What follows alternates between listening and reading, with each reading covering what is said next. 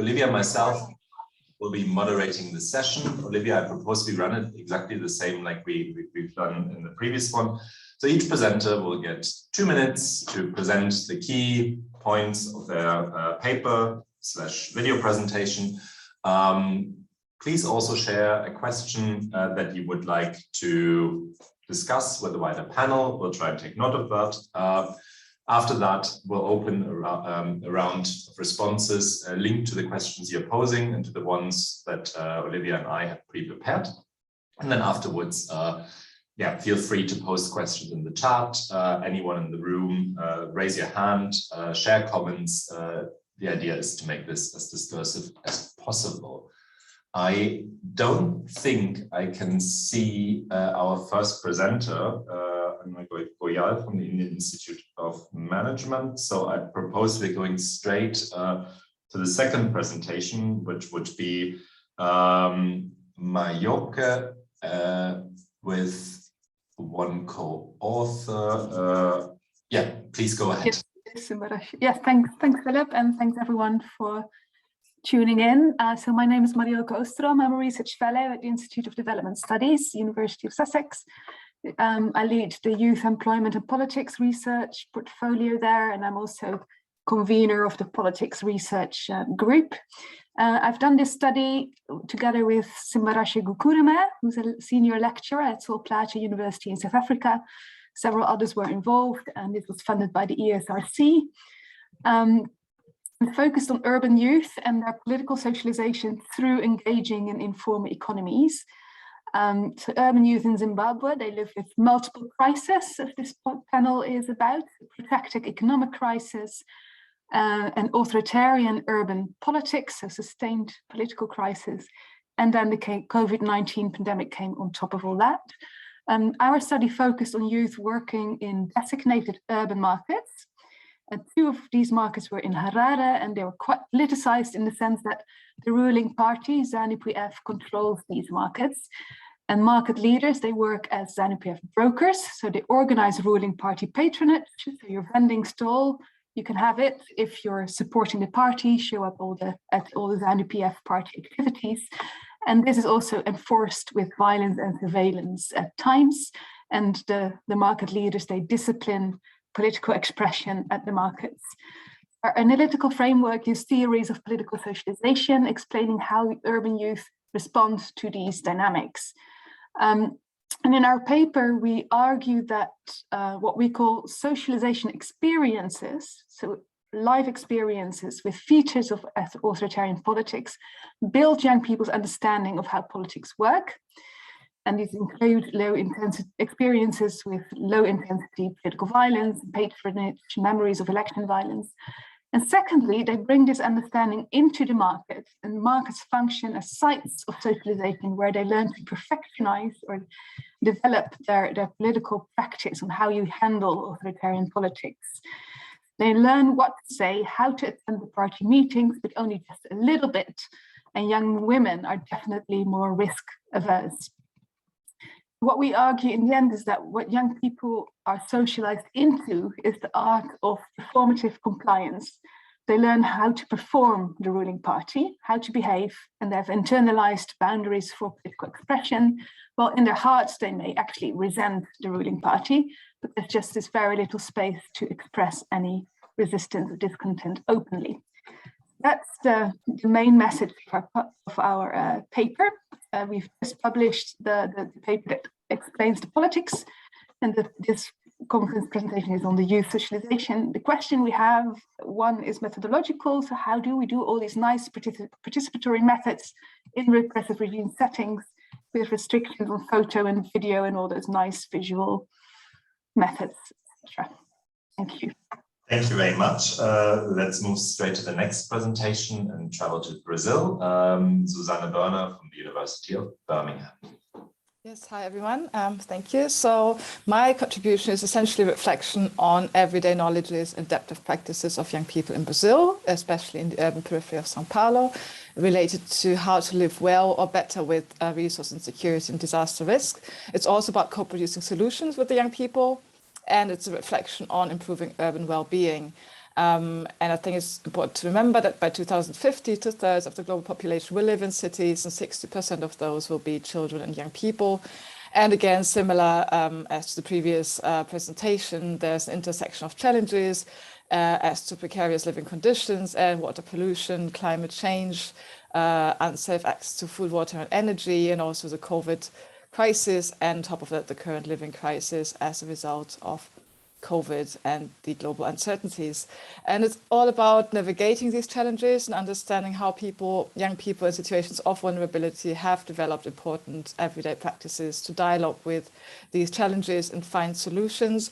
And in order to kind of access young people's hopes and reflections and imaginations for the future, we used co-production of knowledge as well, using participatory research methods that, however, had to be adapted under COVID. We had planned for face-to-face methods, and the research took place during COVID most of the time, so we had to go virtual using WhatsApp. But nevertheless, we were able to reflect critically on solutions and challenges, and young people brought up ideas such as saving water or building safer and networks for local food production, as well as collective community support system for recovery, as potential solutions to kind of engage with their environments and these questions of uncertainty and insecurity.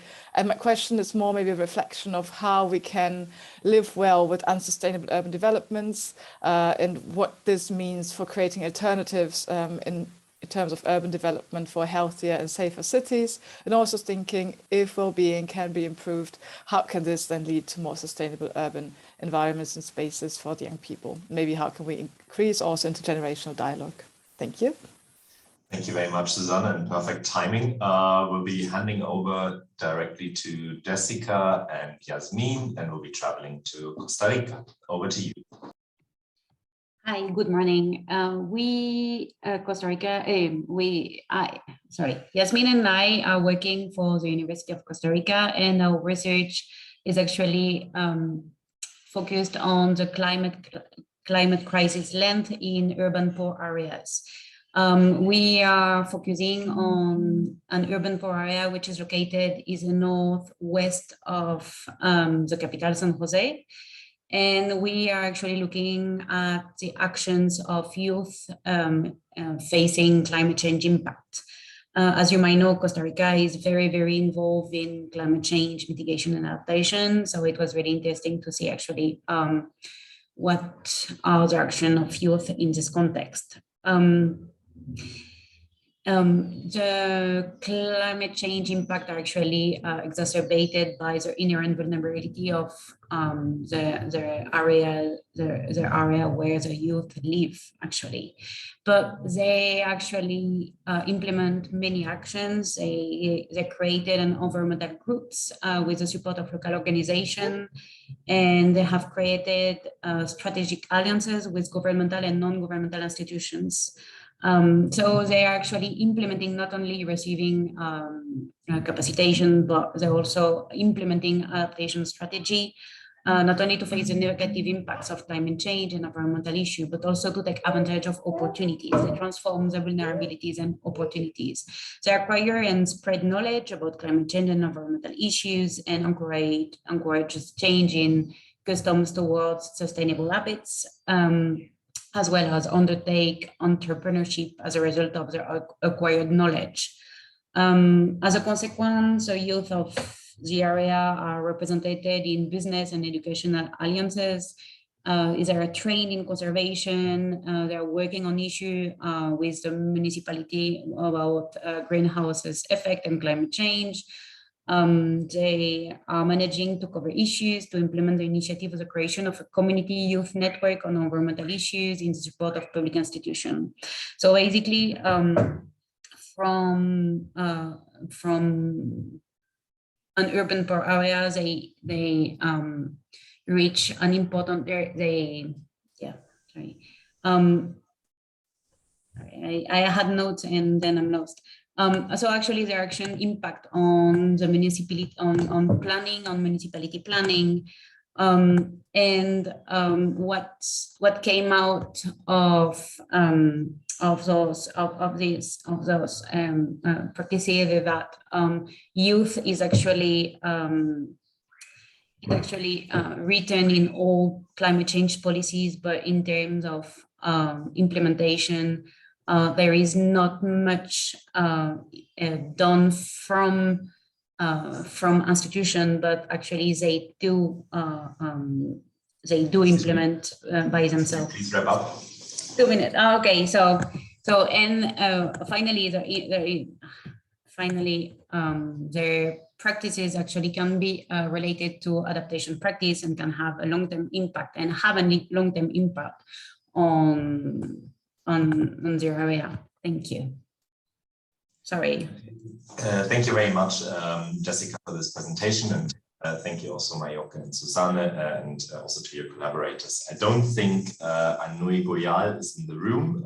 If I'm wrong, then please raise your voice. But considering that, I would say we move straight into the discussion. So we had, I think, 2 questions that were posed. One by Mayoke, linked sort of to how do we apply these different methods in different contexts, and I think one by Susanne, which links to, well, how can alternatives be generated in these unsustainable moments?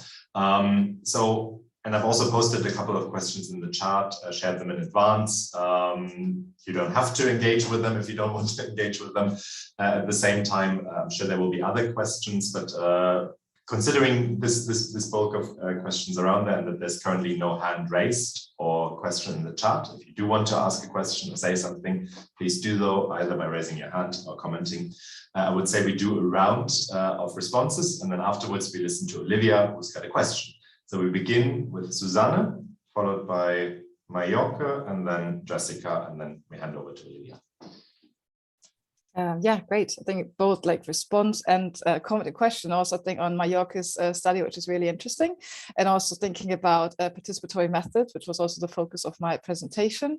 And Mayoke asked, like, how can we maybe, do this in contexts that are like tricky, but maybe we cannot, take pictures or film what we want to, maybe thinking about, even if we do this or use like photo voice, for example, like thinking what is seen in the picture and what isn't could already be like a really interesting approach to thinking what can we, kind of document and what can't we document, and where's the discrepancy. So maybe that could be maybe an approach to think about. And I think for myself, it was also a bit the same situation that we were not able to maybe use, photo voice when we wanted, and also during COVID being basically stuck at home, we had to be a bit more creative around this. But it doesn't, I think, maybe limit, maybe we have to think like in different ways around like what expression means and how we can get there in terms of, thinking methods. And there was also the question, I think for me before, thinking how, collaborative research can not only focus on voices, but also looking at audiences and thinking how can we reach, wider audiences and urban decision makers to discuss everyday solutions and do this at different levels. So just to add to that, it's a really relevant question, I think, and one big part of my project aims at influencing policies. Obviously with COVID, things have happened a bit differently. We had kind of been thinking about doing a participatory planning and risk mapping project in collaboration with another university in the same area, where we would have included young people in the process. We had ongoing discussions with the municipality that, however, had to stop for a while. But nevertheless, what I then tried is to at least include different stakeholders in the activities that I did with the young people. So we had weekly activities on WhatsApp, and I always try to invite either co-researchers or youth activists or policymakers into some of the debates with young people on the WhatsApp group. So at least to kind of get this dialogue going. And what's planned for this year, the last year of my project, is that we go back to Brazil, and we have the idea to kind of have like a joint conference also with some of the local secretariats, especially for housing. And they were really interested in seeing what the outcome was in a way and what the data says, and thinking how we could take this forward maybe for next projects. So I really hope this will happen also in the COVID circumstances. I think it looks promising, except for the flight prices maybe, but apart from that, yeah, let's see what happens. But I think it's really important. I think for me, this co-production is always about involving different stakeholders, and I think creating a dialogue and really bringing groups together that normally wouldn't talk to each other, I guess.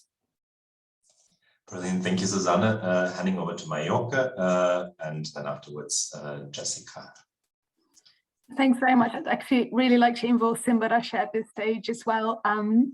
About your question, Philip, and Margot also had a related question about how young people navigate the need to perform compliance while they personally resent, and where do they articulate actual political feelings. So it's not surprising if you would be a hardcore opposition activist, you're unlikely to find yourself a space at this market, right? So the sample that we worked with is unlikely to be super vocal with, like, you know, their images on WhatsApp, etc., because you wouldn't get far at these markets. So basically, you can show resentment outside of the market setting and anonymously if you do it very carefully. But Simba Rasha has done lots of work on that. So maybe Simba, you want to come in here. I could also say something about the collaborative and the stakeholder engagement, etc. But Simba, are you around? Yeah. Thank you. Yeah. Thank you very much, Mayoke. Yeah. I think it's a fascinating observation, and for us, I think we're quite fortunate that we managed to get some rapport to an extent that we would be able to take some of the young people outside the market when doing our field work. And through that rapport, that's when many of these young people would then open up in terms of their political orientations, and also in terms of what they think about the authoritarian ways in which the market is being run, but also the authoritarian nature of the political dynamics and the state itself. So that's one advantage that we utilized. On the market is extremely very difficult, like what Mayoke highlighted. There's quite a lot of surveillance that goes on the market. That is very difficult for young people to talk about politics. But of course, this was quite pronounced during the previous regime. It's a bit opened up now that young people can talk openly about politics without fear of being victimized. And I think partly because of the changes that occurred during the time of COVID, and how that disempowered the committee that governs the market. I think I can stop there, and Mayoke, if you want to come in. Yeah, I mean, there's a lot of these, you know, weapons of the week type of things that you have to go to a meeting, but you will only go for a couple of minutes, or you say you're sick, you know, you don't have to go. It's very different from this direct confrontational forms of resistance. There's a question about online influence of social media and virtual socialization. These people, many of these people are at an income level that they couldn't afford like big bundles, right? So then if you have only WhatsApp, there's limited, people use it to get their businesses run, and there's information shared about political events. What we see a lot happening is that WhatsApp and other forms of social media also reproduce the rumors about how politics is very risky, about there's someone who disappeared, there's somebody who spoke out, and then stories start circulating. So actually social media, yes, influence people. On one hand, people can use it as an expression if you do it anonymously, so you have to create fake accounts, etc. But there's also fear of increasing state surveillance online. On the other hand, it's a space where ideas about politics is a dirty game. There's a particular Shona expression for this. Gets reproduced through social media, that speaking out is risk.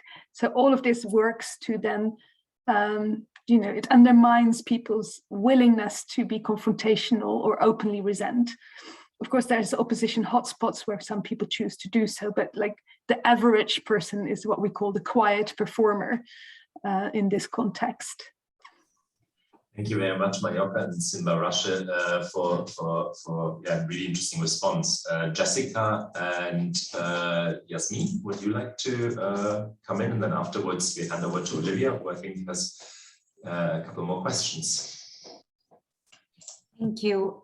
In terms of politics here, actually, we don't have many issues, and that's why I think the alliances that the youth created are working, because Costa Rica is right behind is really implementing many national program and local projects. And it has been also recognized that adaptation to climate change is really local. So actually, I think that the context is really helping the youth also to be heard, and to be able to benefit from all the alliances, and to benefit from all the support they can have from private and public institutions, such as the university or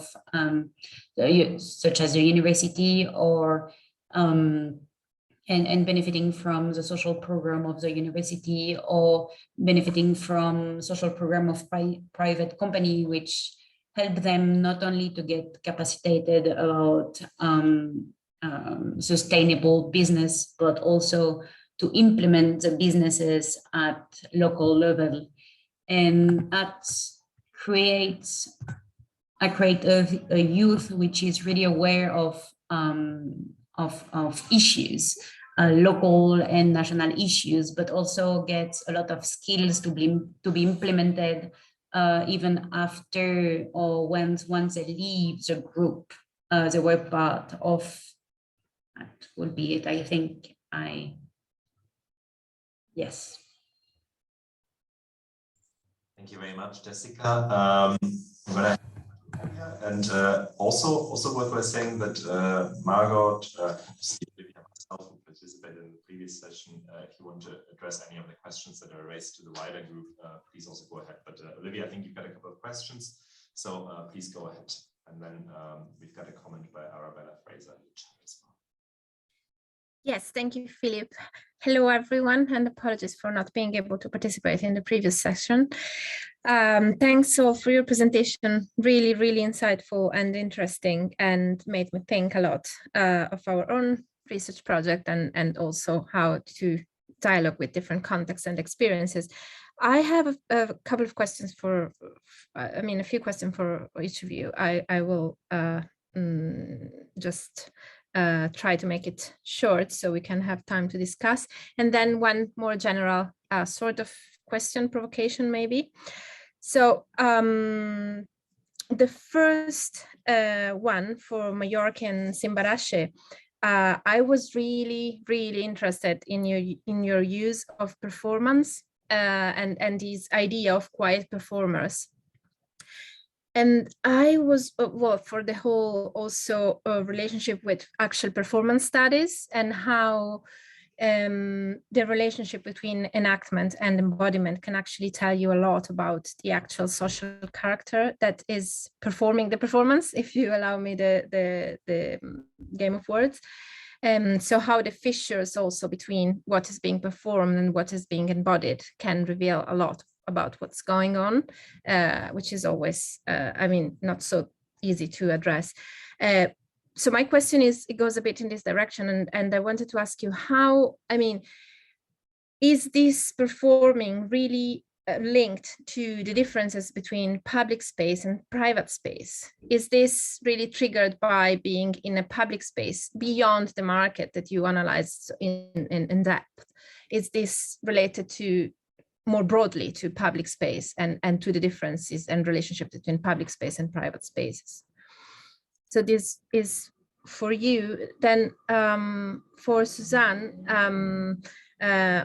thanks. And also I was really interested in how you managed to conduct this research with really young people. So because if I think of our research collaborator and co-investigator, they are like 20 years, more or less, around 20 years and over, but to work with people, I don't know if children or young people, but between 12 and 18 years, it's really interesting as well.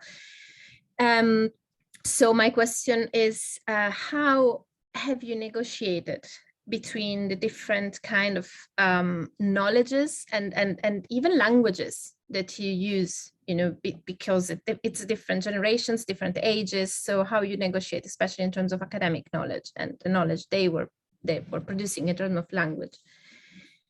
And for Yasmin and Jessica, I like very much the whole focus on this capacity building and training, and that you have been observing and doing with young people. And I wanted to ask you more about the kind of bottom-up part of the initiatives, like what was led from the beginning to the end in terms of initiatives by the youths and youth groups. And in general, I have been thinking that all the presentations, including ours, speak about and enunciate this idea of alternative urban futures and imaginations and visions. So it would be interesting to elaborate a bit more about that in terms of actual content of these visions. Like, if we were actual urban planners and architects and urban architects, and we should draw and write a scenario, an actual scenario of this imagination, what elements will we put in? How can we have a discussion maybe about this a little bit more, like to build an actual image out of the research of the kind of cities we are envisioning together with our co-researchers and collaborators in the field. Thank you, Olivia. I think quite a lot of food for thought. So let's start with the presenters, and I think then let's open it up further with also presenters from the previous session, ourselves included. Who would like to go? Shall we do it in the same round as before? Susanne, would you like to start? Mallorca, Sibarasha, and Jessica, and Yasmin? Yeah, great. Yeah, thank you, Olivia. Really thoughtful questions. I think it was really great to hear all your reflections. And yeah, I think definitely what you asked about how to adapt the language to 12 to 18-year-olds, especially like living in Brazil on the periphery. I was quite, petrified in the beginning, going there for the first time, to be honest. Like, I speak Portuguese as well, but like it was different. I was thinking, how does a 13-year-old express himself? Like in overall ways, how do I get to engage with them, like build like a connection with them? Like, what should I actually talk about? And then how do I get them to talk about the stuff I want to talk about in my research? And I think this also speaks a bit to the question in the chat, like, did we have to accommodate our priorities? So the recruitment in my case was done through different social centers in the community. So that was really helpful because the social agents, they did that for me. And first of all, I had been thinking to work with 14 to 18-year-olds, but then actually we included younger teenagers or adolescents because they were a bit more available. The older ones were thinking more about the job market and other things, and the younger ones were really keen to actually get involved. And we thought, okay, let's try how it works. And actually, I think it worked quite well. So we had a lot of 12 and 13-year-olds. So even some 11-year-olds really wanted to join. So yeah, I think they're just really curious and really open. And obviously, like my research, which is, I can't use terminology like nexus or food, water, energy, these kind of things. But I think making it a bit more tangible, and I think it's a process that you develop as you go, right? Like kind of thinking about more questions like, oh, how do you use water in your house? Or what have you, like having like a food diary of what have you eaten this week, or trying to make it a bit more linked to the everydays. But obviously it meant that sometimes I wanted to talk about issues that I hadn't really included in my project. They wanted to talk a lot about recycling and reusing and a lot of pollution, like garbage pollution. And it wasn't totally like what I had been thinking. But I think it's really important, especially in co-producing knowledge, to kind of, let young people drive this process, because it's really about what their priorities are, and like be open. And obviously, somebody put in the chat, there's sometimes a tension also with the funders. So in my case, we weren't able to consult the young people before the project. But I think, nevertheless, I think it's still kind of what I found still speaks a lot to my project themes, and also thinking maybe why don't they want to talk about certain things, and what kind of different nexuses maybe appear, and why is that, so what are their priorities, and maybe does my actual project make sense in that way, or are there things we need to think about, in connection to that? And I think especially obviously COVID brought maybe other things or exacerbated certain underlying challenges. But I think overall, I think once you're open and I didn't mention it in the presentation, but we had a bit of an experimental phase in the beginning with one of the groups where I just tried out a bit of the methods, also going virtual, because I had like actually no idea how to do that because it wasn't totally planned. We had planned to use like an app, a smartphone app, but had to adapt everything because of COVID. So it was a bit of this experiment. And I think it's really important to be also open to experimental, you know, phases in research, not being so perfectionist and think, oh, I have to go, then I have to get it all right from the beginning. I can just, I think, sometimes encourage, if you have enough time, to just try what works and then kind of work with what has been working well. Yeah, I guess. Thank you very much, Susanne. Mayoka and Simbarasha, would you like to come in? Yeah, just checking if Simba would like to respond to Olivia's question about public-private. You're on mute. Sorry about that. Yeah, I think it's thank you very much, Olivia, for that question.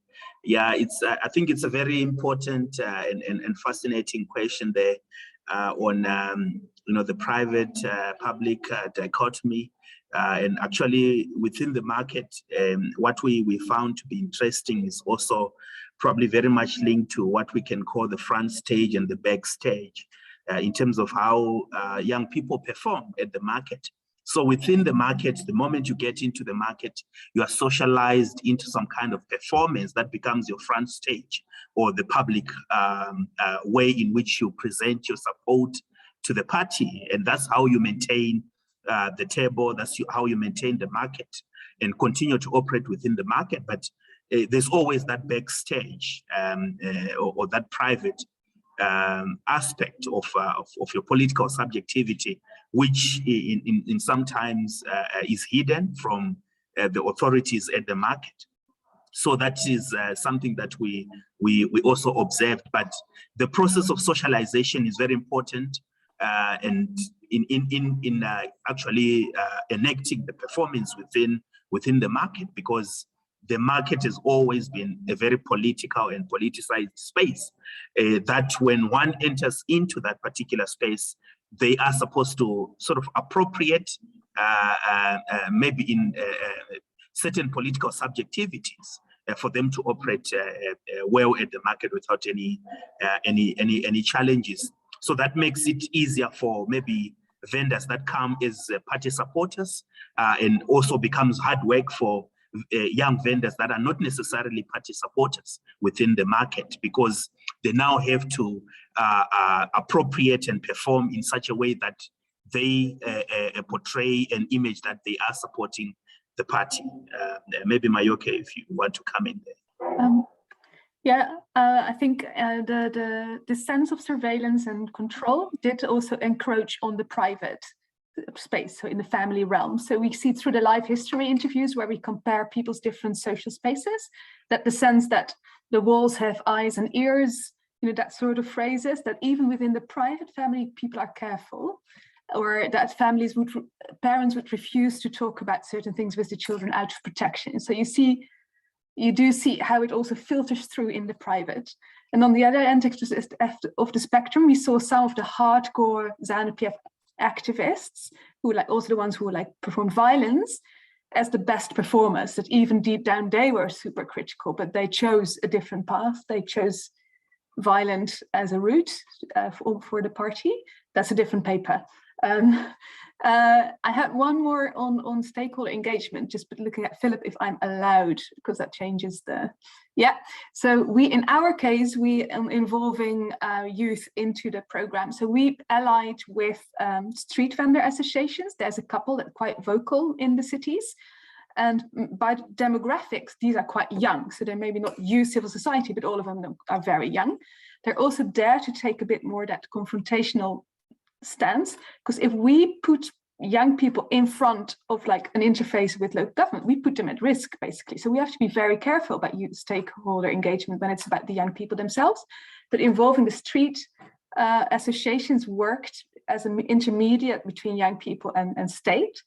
And some of the very young staff of the street worker associations, they joined us for some of the ethnography observations just to check, do you see the same things? What's your sense of, so that we had their voice and perspectives in the design and the methods, and then we designed specific youth outputs, which was mainly advocacy around improving markets, but you have to be careful again with how political you can be in those kind of outputs.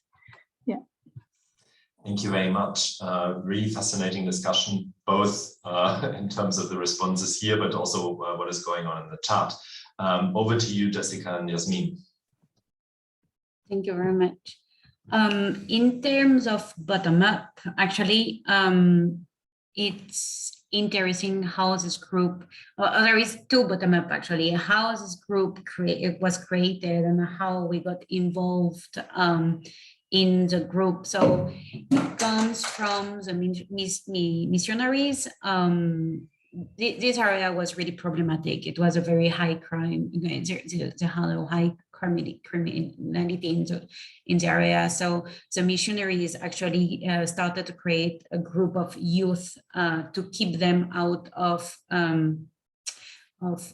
criminality. But then also, again, I think the context of Costa Rica really helped, because they started to receive capacitation building, not about environment, but about all the other to stay at school, actually. So among these capacitations, they received the capacitation about environmental management from an NGO. And that's where the youth thought it was really interesting and created a smaller group of interested youth working on this topic, because the area has a really big challenge about waste management. It's a typical urban poor area without planification, so you cannot, the waste management is an issue. So they started to be really interesting in that, and that's where they started actually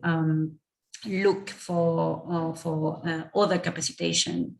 And us as university, my student as a university, they have to realize, sorry, it's still early here, so I have the baby.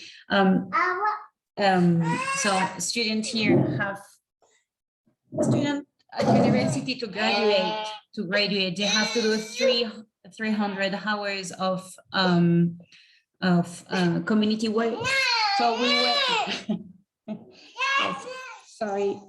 No problem, don't worry, it's okay. So we were, and this, I organized this, or maybe Yasmin wants to get, I organized this community work around climate change. So actually the youth went to look for us for capacitation around climate change. So we mixed university students with urban youth from urban poor area, which is a really interesting mix, because they actually start to know each other, and it really becomes an exchange.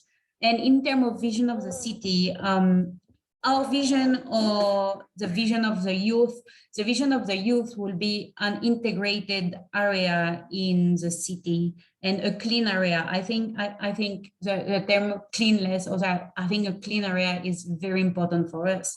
But for us as a researcher, I would say an adapted city, an adapted area to climate change impact, because we're really living the impacts of climate change here. And urban area in Costa Rica are really not designed for more precipitation, or so I would say our vision will be an adapted city, while the youth will be a clean city. So thank you very much. And I think maybe Thank you. 6:39. Wow.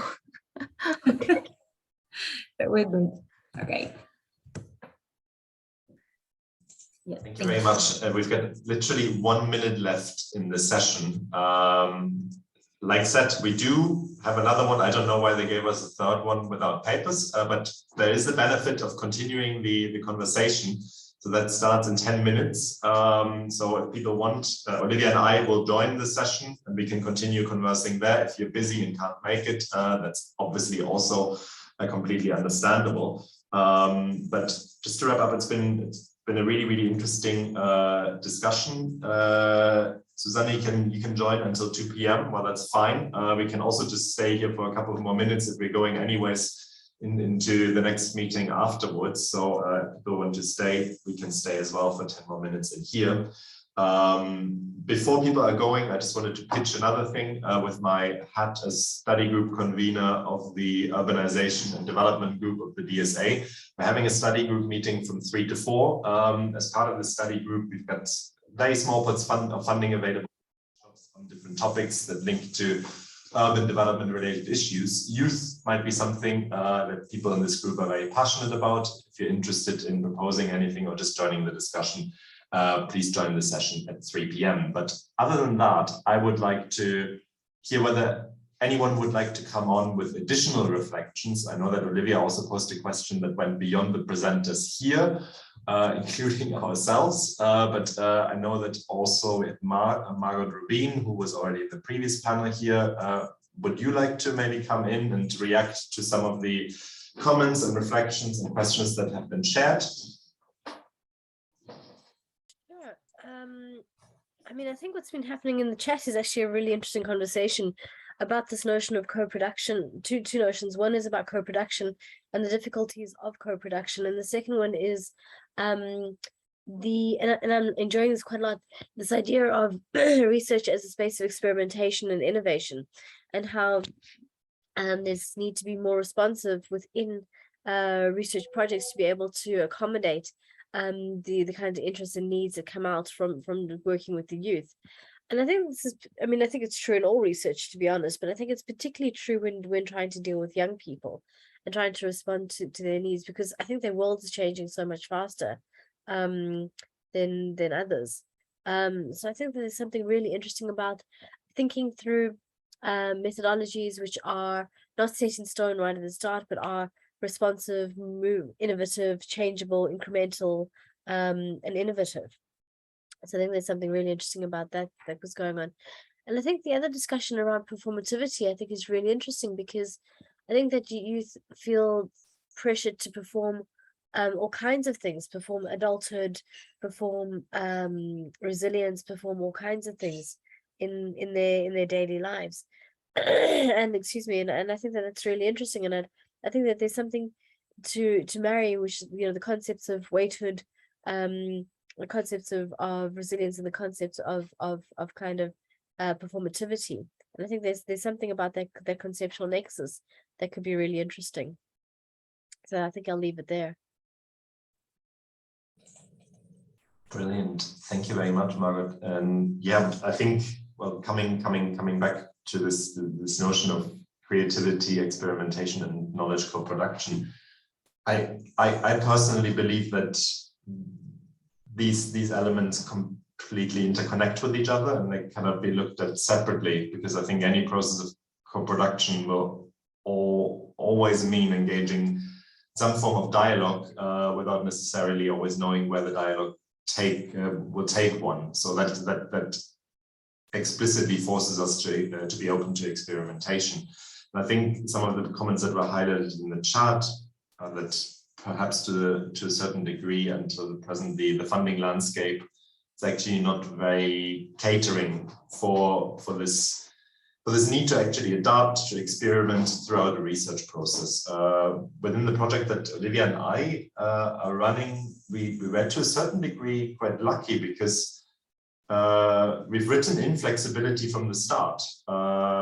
We said, as researchers, we have capacity in around different methods, and we can share this capacity in training sessions. And I think there's also increasingly, at least from myself, I'm the PI of this project, but I increasingly don't necessarily see myself as the researcher, but more sort of as a research support role that is played by us, and actually facilitating this dialogue and engaging in this kind of co-learning process. So that's just a little reflection on my side, and I'd like to hand over to Olivia as well. I mean, I know you posed some of these original questions, but other discussions popped up in the chat. And yeah, maybe you would like to contribute a couple of thoughts as well. Yes, thank you, Philip.